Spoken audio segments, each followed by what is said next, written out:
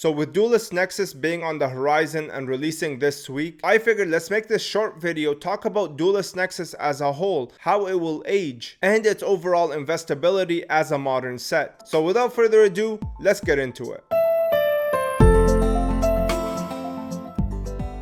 Alright, so right off the bat, as you guys know, I don't play the game, so I can't really say too much in terms of the card game. However, I do know Yu-Gi-Oh history, and seeing how Konami has treated the green Duelist sets, and what I mean by this is, if you look at every single time a Duelist set was released, it's usually a green pack, and it usually introduces meta warping mechanics or gameplay. So the first one was Soul the Duelist, obviously, then we had Duelist Genesis, then we had Duelist Alliance, then we had Rise of the Duelist, and now we have Duelist Nexus. You can see that most of these sets, aside from Soul the Duelist, from a player perspective, have aged very well. I mean, most of these sets are completely game warping, especially things like Duelist Genesis and Duelist Alliance. I would say even most people would agree that Rise of the Duelist is one of the best sets of all time in terms of how much cards were introduced that are complete staples in today's game. So using the history of Konami as well as these green sets, we can make an educated guess that this set will do fairly well in the player base perspective. But that's the player perspective. Now let's get into the collector perspective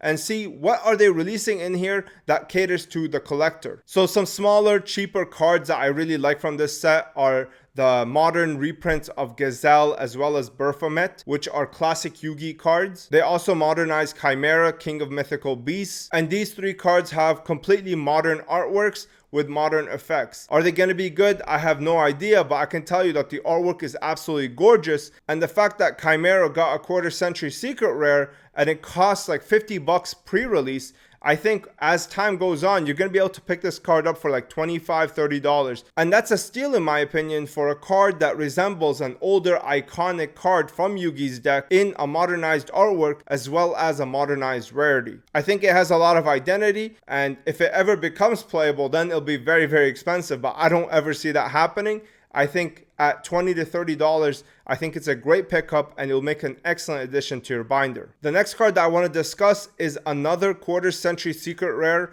and that is Fusion Armament. Now this card is not really nostalgic per se, but on the artwork it has a gorgeous Flame Swordsman, and right behind him it has Dark Flare Knight, which is obviously the fusion of Flame Swordsman as well as Dark Magician. This card is completely badass. Obviously, if you don't know, it comes from Dark Crisis. It's a super rare in that set, and Flame Swordsman is a super rare from the Legend of Blue Eyes set. The fact that they put these two iconic monsters back to back like this in this artwork, they honestly killed it, and I'm definitely going to be picking this one up for the binder. Like, look at this card, man. The artwork is just ridiculous. It's gorgeous. I wish it was a monster, but I mean, you couldn't really get the two of them like that in a monster card. So the fact that they used it on a spell card is understandable. Now the last and most important card for Duelist Nexus, in my opinion, and the card that makes this entire set as a collector, is obviously the Magicians of Bonds and Unity. Now this card is exclusively a quarter century rare. It will not come in any other rarity for this set, and I think that is an excellent decision. This is very similar to 10K Dragon, and in my opinion is a huge home run.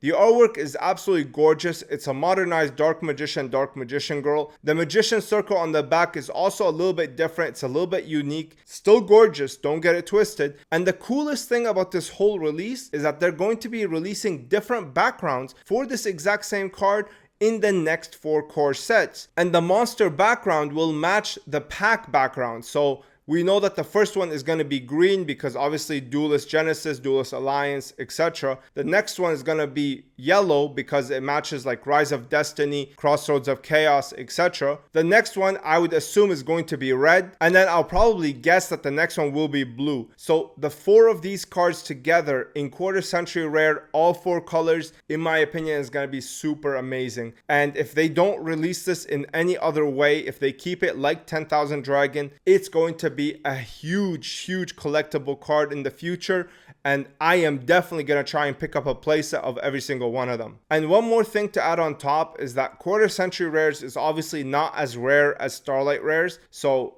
getting this card is going to be a lot easier than getting something like a Starlight rare. So this card right now is up for pre-order for about $150 to $250, I think in the future it definitely has $500-600 under its belt, but right now, in my opinion, I think it's kind of a bargain at $150. I can't see it lasting for that long for so little. It's completely exclusive. It's not like, for example, the Exodia pieces where there's multiple versions that you can collect. This is the only way you can get it, and I hope to dear God Konami does not reprint it.